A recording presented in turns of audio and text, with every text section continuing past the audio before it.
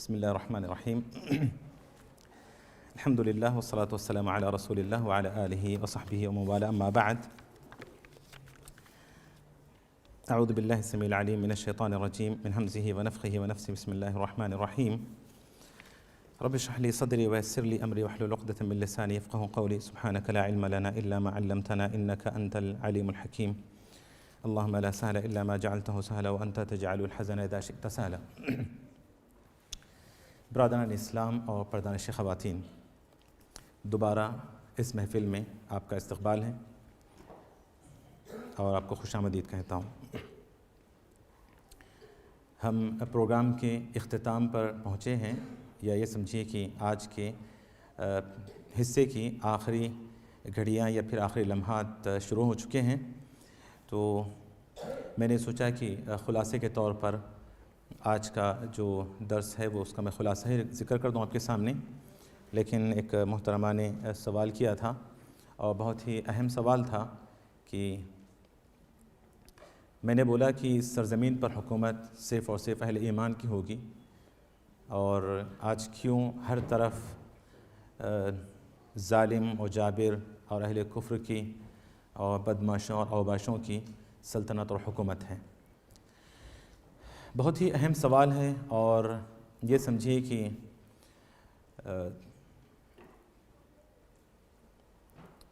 اگر میں یہ کہوں تو مبالغہ نہیں ہوگا کہ ہمارے اس پورے پروگرام کا خلاصہ اور نچوڑ اس میں ہے، لیکن یہ بات آگے آنے والی ہے ویسے، لیکن پھر بھی سرسری میں ضرور ایک حدیث ذکر کر کے میں اس سوال کے جواب کو ختم کروں گا، اور انشاءاللہ وہ جواب مکمل بھی رہے گا آپ کے لیے۔ جو بات میں نے کہی کہ اہل ایمان کی سرزمین پر حکومت ہوگی، یہ میں نے نہیں کہی ہے، یہ اللہ رب العالمین نے کہی ہے۔ قرآن کی آیت ہے، ان الارض للہ۔ غالباً طارق بن زیاد یا پھر محمد بن قاسم کی طرف منسوب ہے، مجھے یاد نہیں آ رہا ہے، پتہ نہیں کس زمانے میں میں نے اس کو پڑھا تھا کہ انہوں نے کشتیاں جلا کر کہا تھا کہ ہر ملک ملک ماست، ملک خدا ماست، کہ ہر ملک ہمارا ملک ہے اور ہمارے اللہ کا ملک ہے۔ تو یہ جو سرزمین ہے یہ اللہ کی، یہ قرآن کی آیت کی ترجمانی ہے، ان الارض للہ یورثها من یشاء من عبادہ۔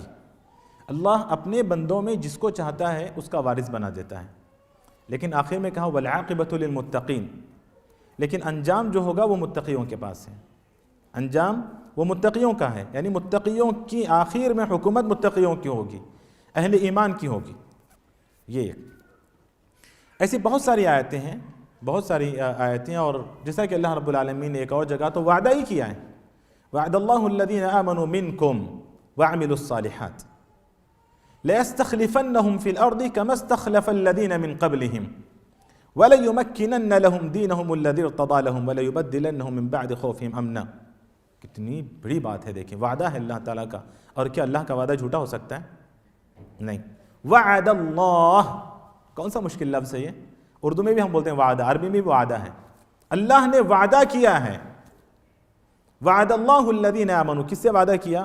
اہل ایمان سے وعدہ کیا، الذین آمنوا وعملوا الصالحات، اہل ایمان اور جو عمل صالح کرتے ہیں ان سے اللہ کا وعدہ ہے کہ لَيَسْتَخْلِفَنَّهُمْ فِي الْأَرْضِ، کہ اللہ زمین میں ان کو خلیفہ بنائے گا، كَمَا اسْتَخْلَفَ الَّذِينَ مِنْ قَبْلِهِمْ، جیسا کہ ان سے پہلے لوگوں کو اللہ نے خلیفہ بنایا ہے۔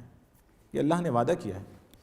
پھر اس کے باوجود آخر کیوں آج ہم پر بدماش و اوباش و شریر قسم کے لوگ، ظالم قسم کے لوگ مسلط ہیں؟ اس کا مختصر سا جواب، بہت سارے اسباب ہیں، لیکن سب سے ایک اہم جواب میں آپ کو دوں گا حدیث کی روشنی میں۔ اللہ کے رسول صلی اللہ علیہ وسلم فرماتے ہیں، امام ترمذی رحمہ اللہ نے اس حدیث کو اپنے سنن میں ذکر کیا ہے، حضرت حذیفہ بن یمان رضی اللہ عنہ راوی ہیں، کہتے ہیں کہ اللہ کے رسول صلی اللہ علیہ وسلم نے فرمایا، والذی نفسی بیدہ، قسم ہے اس ذات کی جس کے ہاتھ میں میری جان ہے، والذی نفسی بیدہ لتأمرن بالمعروف ولتنہون عن المنکر، قسم ہے اس ذات کی جس کے ہاتھ میں میری جان ہے، تم برابر امر بالمعروف اور نہی عن المنکر کا کام کرتے رہو گے، تم امر بالمعروف نیکی کا حکم دیتے رہو گے اور برائی سے روکتے رہو گے، او لیسلطن اللہ علیکم، نہیں، ایک اور حدیث، او لیوشکن اللہ عقابا منہ، قریب ہے کہ اللہ تعالیٰ تم پر عذاب کو نازل کر دے، عقاب کو نازل کر دے، سزا کو نازل کر دے. ثم تدعونہ فلا یستجاب لکم، پھر اس کے بعد تم دعا کرو گے اور تمہاری دعا قبول نہیں ہوگی. اس حدیث کی شرح میں محدثین لکھتے ہیں کہ او لیوشکن اللہ علیکم عقابا من، قریب ہے کہ اللہ رب العالمین اس کام کو چھوڑنے کی وجہ سے تم پر عقاب یعنی سزا، عذاب نازل کر دے. وہ عذاب تمہارے جسموں میں ہو سکتا ہے، تمہارے مال میں ہو سکتا ہے، تمہارے تجارت میں ہو سکتا ہے، کسی میں بھی ہو سکتا ہے، اور ظالموں کو مسلط کر کے بھی ہو سکتا ہے. جب سورہ مائدہ کی آیت نازل ہوئی یا ایھا الذین آمنوا علیکم انفسکم لا یضرکم من ضل اذا اہتدیتم، بعض صحابہ کو غلط فہمی ہو گئی. لوگوں نے بولا، ترجمہ اس کا ہے علیکم انفسکم. عربی میں بھی جب بولنا ہے اپنا دیکھ لے، اردو میں بولتے ہیں نا بھائی اپنا دیکھ، تو یہ بولتے ہیں علیک نفسک، اپنا دیکھ. قرآن کی آیت ہے علیکم انفسکم، اپنا دیکھ لو، اپنی فکر کرو. لا یضرکم من ضل اذا اہتدیتم، تم راہ راست پر ہو، کوئی اور گمراہ ہو جائے تو تمہیں کوئی نقصان ہونے والا نہیں ہے. عجیب آیت ہے. اس سے کیا معلوم ہو رہا ہے؟ ظاہر میں تو ایسے لگ رہا ہے کہ ہمیں بس اپنی فکر کرنی ہے، اوروں کی فکر کی ضرورت نہیں ہے. حضرت ابو بکر رضی اللہ عنہ کے کان میں آواز پڑتی ہے کہ لوگ اس آیت کا غلط مطلب لے رہے ہیں. ممبر پر چڑھتے ہیں اور کہتے ہیں کہ یا ایھا الناس لا تغرنکم الآیہ التي فی سورة المائدہ، سورہ مائدہ کی آیت کریمہ تمہیں دھوکے میں نہ ڈال دے. کیا آیت کریمہ؟ اسی کی تلاوت کرتے ہیں یا ایھا الذین آمنوا لا یضرکم علیکم انفسکم لا یضرکم من ضل اذا اہتدیتم. یہ آیت کریمہ تمہیں دھوکے میں نہ ڈال دیں. اس کے بعد کہتے ہیں واللہ لتأمرن بالمعروف ولتنہون عن المنکر او لیسلطن اللہ علیکم شرارکم ثم يدعو خیارکم فلا یستجاب لکم.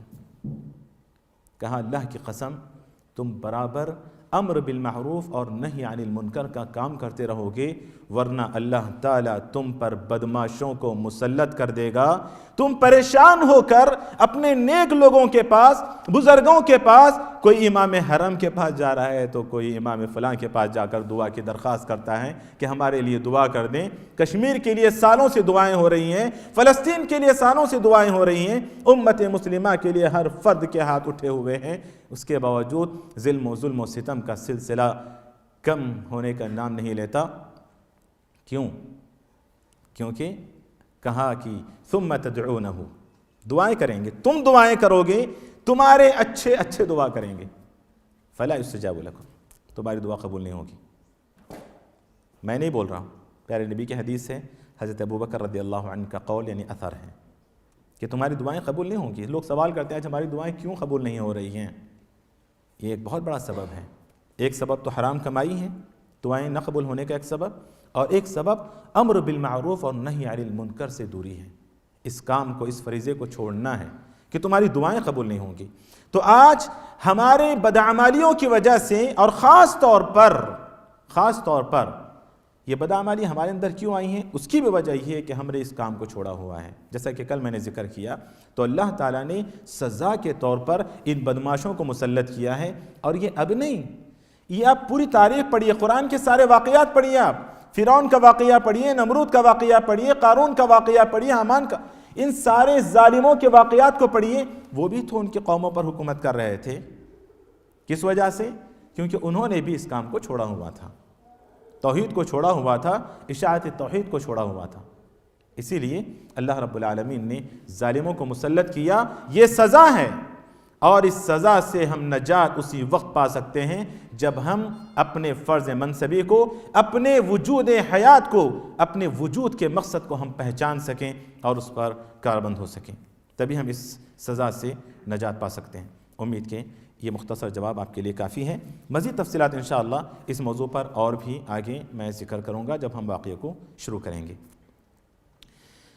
دوستوں اور اسلامی بہنوں، خلاصے کے طور پر ہم جو بات کر رہے تھے مغرب یعنی عشاء سے پہلے، وہ ہے القصص القرآنیہ، قرآن کے واقعات یا قرآن کے قصے. میں نے ذکر کیا کہ قرآن کے جو واقعات ہیں وہ اصدق ہیں. ومن احسن من اللہ حدیثا ومن اصدق من اللہ حدیثا، قرآن کے جو واقعات ہیں وہ احسن ہے. نحن نقص علیک احسن القصص بما اوحینا الیک، سورہ یوسف میں آپ لوگ بار بار سنتے ہیں کہ ہم نے جو واقعات آپ پر بیان کی ہیں احسن واقعات ہیں، اللہ تعالیٰ کہتا ہے. اور جو واقعات ہیں قرآن کی انفع واقعات ہیں. اور پھر قرآن کے واقعات کو ہم 3 حصوں میں تقسیم کر سکتے ہیں. بعض واقعات جن کا تعلق انبیاء و رسول کی زندگیوں سے ہے، اور بعض واقعات جن کا تعلق بعض افراد اور بعض گروہوں سے ہے، اور بعض واقعات جن کا تعلق نبی کریم صلی اللہ علیہ وسلم کے عہد میں پیش آنے والے واقعات سے، عہد سے ہیں. اور پھر ان واقعات کے حکم و فوائد کیا ہیں وہ چند میں نے آپ لوگوں کے سامنے ذکر کیے. اب دوبارہ میں خود ذکر کروں اس سے بہتر یہ نہیں ہوگا کہ میں آپ ہی لوگوں میں سے، اس طرف سے تو میں نے سوال کر لیا تھا، ابھی اس طرف سے میں سوال کروں گا. انشاءاللہ بھائی صفدر کو انعام ملے گا، انہوں نے جو سوال کا جواب دیا، اور ابھی آپ سے بھی میں پوچھوں گا، اور ہو سکتا ہے کہ جواب صحیح ملنے پر آپ کو بھی انعام مل جائے. پھر انشاءاللہ خواتین کی طرف بھی ہم چلتے ہیں، ورنہ ان کی ناراضگی تو ہم ویسے بھی برداشت نہیں کر سکتے. تو آپ لوگوں میں سے کسی کو اٹھاؤں میں، یا مطلب کسی کا نام لوں، یا پھر آپ لوگ خود جواب دیں گے؟ حیات بھائی کی طرح آپ لوگ بھی بولیں گے پہلے سوال تو کر کے دیکھو، جواب سن کے ہی، سوال سن کے ہی ہم ہاتھ اٹھائیں گے، پیر اٹھائیں گے، جو بھی ہے. خیر، سوال یہی ہے میرا، 1 2 3، چلیں جو درمیان کی ہے نا، خیر الامور اوسط، ہم درمیان کی امت ہیں ہم لوگ، تو درمیان کے لوگوں سے سوال کرتے ہیں. کاشف بھائی جو ہے نا بڑی بے چینی سے وہ دیکھ رہے ہیں مجھے کہ مجھ سے سوال کر لیں. تو کاشف بھائی آپ سے سوال یہی ہے کہ قرآن میں جو موجود واقعات ہیں، قصص ہیں، ان کے آپ صرف 3 حکمتیں یا 3 فائدے آپ ذکر کر دیں، صرف 3.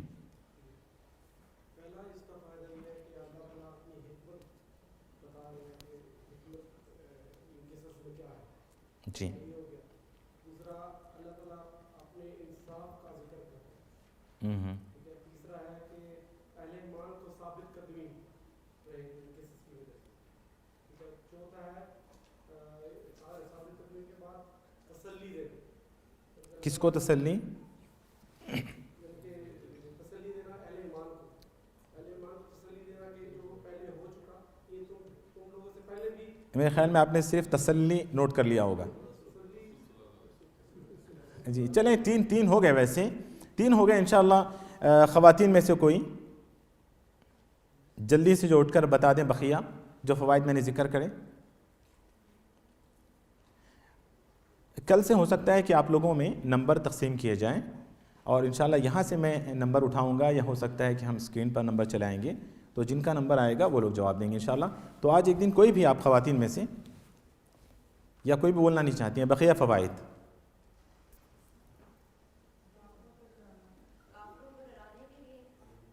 دو مل کے بول رہی ہیں، انعام بہت چھوٹا سا ہے، تقسیم نہیں ہو سکتا. جی جی.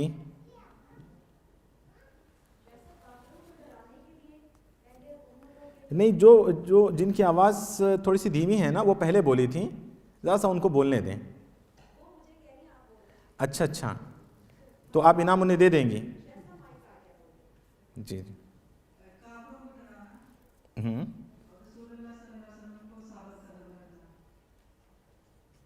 جی. 3 2 5 ہو گئے، 5 ہو گئے نا.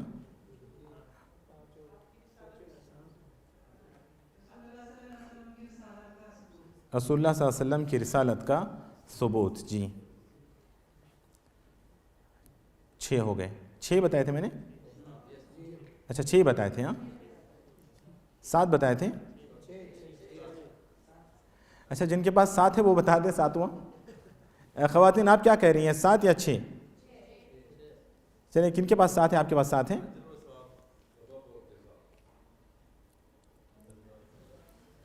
آصف بھائی آپ نے کیا نوٹ کیا ہے؟ 6 نوٹ کیے ہیں. کون کون سے ہیں؟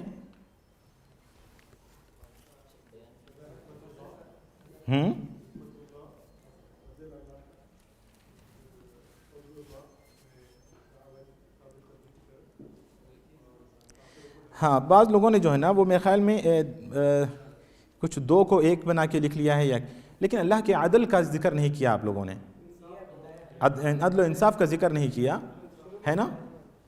آپ لوگوں نے بتایا تھا، آپ نے بتایا تھا، چلیں ٹھیک ہے جی۔ اللہ کے فضل کا ذکر نہیں کیا، ہاں اللہ کے فضل کا ذکر نہیں کیا آپ نے، چلیں ٹھیک ہے۔ بہرحال بارک اللہ فیکن، ان کا خواتین میں جو ہماری والنٹیئرس ہیں طالبات، وہ ان کا نام نوٹ کریں جنہوں نے بھی، جن محترمہ نے بھی ابھی جواب دیا ہے۔ بہرحال معزز سامعین اور سامعات، خلاصے کے طور پر میں آپ سے ذکر کرنا چاہوں گا کہ اگر آپ داعی ہیں، قرآن کے واقعات کو پڑھیں۔ قرآن کے واقعات بتائیں گے کہ ایک داعی کے لیے کن کن چیزوں کی ضرورت ہے۔ دعوت آپ سے حکمت کا مطالبہ کرتی ہے، موعظہ حسنہ کا مطالبہ کرتی ہے، صبر کا مطالبہ کرتی ہے، مسلسل محنت کا مطالبہ کرتی ہے۔ حضرت نوح علیہ السلام کی 950 سال زندگی دعوت میں لگتی ہے۔ وَمَا آمَنَ مِنْهُمْ إِلَّا قَلِيلٌ، یہ اطلاع دیتی ہے کہ آپ کی بات ہر کوئی ماننے والا ضروری نہیں ہے کہ ہر کوئی آپ کی بات مان جائے۔ وَمَا آمَنَ مَعَهُمْ إِلَّا قَلِيلٌ، چند ہی لوگ آپ کی بات مانیں گے، چند لوگ۔ اگر آپ اقتصاد سے آپ کا تعلق ہے، اکنامک سے آپ کا تعلق ہے، قرآن کے واقعات کو پڑھیں۔ حضرت یوسف علیہ السلام کی زندگی آپ کو بتائے گی، حضرت یوسف علیہ السلام کا قصہ آپ کو بتائے گا کہ مالی امور کس طرح منظم کیے جاتے ہیں۔ اور اگر آپ بہت اچھے سے تربوی ہیں، تربیت کرنے کے ماہر ہیں، ماہرین تربیت میں سے اگر آپ ہیں، قرآن کے واقعات کو پڑھیں۔ حضرت لقمان علیہ السلام کا واقعہ آپ کو بتائے گا کہ آپ کو کس طرح تربیت کرنی ہے۔ اور اگر آپ لیڈر ہیں تو آپ قرآن کے واقعات کو پڑھیں، اور انشاءاللہ کل ہم اس واقعے کو پڑھیں گے۔ حضرت سلیمان علیہ السلام کا واقعہ آپ کو بتائے گا کہ ایک لیڈر کے اندر کس طرح کے صفات ہونے چاہیے، ایک لیڈر کن صفات سے متصف ہونا چاہیے۔ اور اسی طرح اگر آپ عفت و پاک دامنی چاہتے ہیں، حضرت یوسفی کو پڑھیں۔ اور اگر خواتین ہماری بہنیں اور مرد بھی، ہم لوگ سمجھتے ہیں حیا کا تعلق، شرم کا تعلق صرف یہ عورتوں کے لیے ہے، مرد اس سے مطلب یہ کہ مرد اس سے دور ہیں یا پھر یہ مردوں کے لیے نہیں ہے، ایسا نہیں ہے۔ شرم و حیا کا تعلق جہاں خاتون سے ہے وہیں مردوں سے بھی ہے۔ لیکن خصوصیت کے ساتھ میں ان سے کہوں گا کہ اگر اپنے اندر حیا اور شرم کو لانا چاہتے ہیں تو حضرت شعیب کا واقعہ پڑھیں، ان کی بیٹیوں کو پڑھیں کہ، اور اسی طرح اگر آپ آزمائش و مصیبت میں مبتلا ہیں تو بھی قرآن کے واقعات کو پڑھیں۔ حضرت ایوب کی زندگی، حضرت ابراہیم کی زندگی، خود پیارے نبی صلی اللہ علیہ وسلم کی زندگی آپ کو بتائے گی کہ صبر کرنے والے کا انجام کیا ہوتا ہے، اور صبر کرنے کے بعد جو پھل ملتا ہے وہ کس طرح ہوتا ہے۔ یہ قرآن کے وہ واقعات ہی آپ کو بتائیں گے۔ اور آخر کے 2-3 جملے یاد رکھیں۔ آج جو کچھ حالات ہیں عالم اسلام کے، اس میں کوئی شک نہیں کہ ان حالات کے بگڑنے بلکہ ان حالات کو بگاڑنے میں ہماری بدعمالیوں کا بہت بڑا دخل ہے۔ لیکن آج ان ظالموں کو، ان سرکش حاکموں کو، ان بدماش اور کرپشن کے ماہر اور امیروں کو دیکھ کر ہم جو پریشان ہوتے ہیں، پریشان ہونے کی ضرورت نہیں ہے۔ یہ لوگ جتنے بھی اوپر چلے جائیں، ایک وقت ان کو نیچے گرنا ہے، ایک وقت ان کو نیچے گرنا ہے، اور وہاں پر اس جگہ پر کوئی مومن ہی ہوگا، کوئی متقی ہی ہوگا۔ حضرت عمر رضی اللہ عنہ ہمیشہ کہا کرتے تھے کہ جہاں اہل ایمان اور اہل کفر کی جنگ ہو، ایمان اور کفر کی جنگ ہو، کامیابی ایمان کو ملنے والی ہے، کفر کو نہیں۔ جہاں پر کفر اور کفر کی جنگ ہوگی وہاں پر دیکھا جائے گا طاقت کس کے پاس زیادہ ہے۔ تو آج ضرورت اس بات کی ہے کہ ہم اپنے ایمان کو مضبوط کریں، اپنے ایمان کو مضبوط کریں اور اپنی ذمہ داری کو محسوس کریں۔ یہی ہمارے پاس سب سے بڑا ہتھیار ہے، اور انشاءاللہ اسی ہتھیار سے ہم جیت سکتے ہیں۔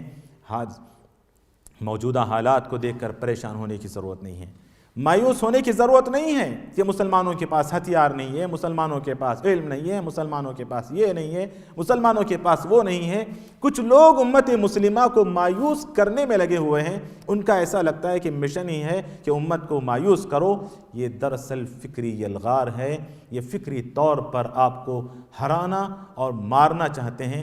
مایوس ہونے کی ضرورت نہیں ہے، ان العاقبۃ للمتقین، جب اللہ نے کہا کہ انجام تو متقیوں کے لیے ہے، سرزمین، اس سرزمین پر حکومت اہل ایمان اور اہل تقوی کی ہوگی۔ بات میں یہی ختم کرتا ہوں، اللہ تعالیٰ سے دعا کرتا ہوں کہ اللہ رب العالمین جو کچھ باتیں ہم نے سنی ہیں، جو کچھ حق سنا ہے، اللہ رب العالمین عمل کرنے اور دوسروں تک پہنچانے کی توفیق عطا فرما۔ ہمیں اللہ تعالیٰ پکا سچا مسلمان اور ایک صحیح معنی میں داعی و مبلغ بنا، اور توحید کی اشاعت کی اللہ ہمیں توفیق عطا فرما، امر بالمعروف اور نہی عن المنکر کی ذمہ داری کو محسوس کرنے اور اس کو انجام دینے کی توفیق عطا فرما، اور اللہ ہمیں نفع بخش علم عطا فرما، آمین۔ وصلی اللہ وسلم وبارک علی نبینا محمد وعلی آلہ وصحبہ اجمعین، والحمد للہ رب العالمین۔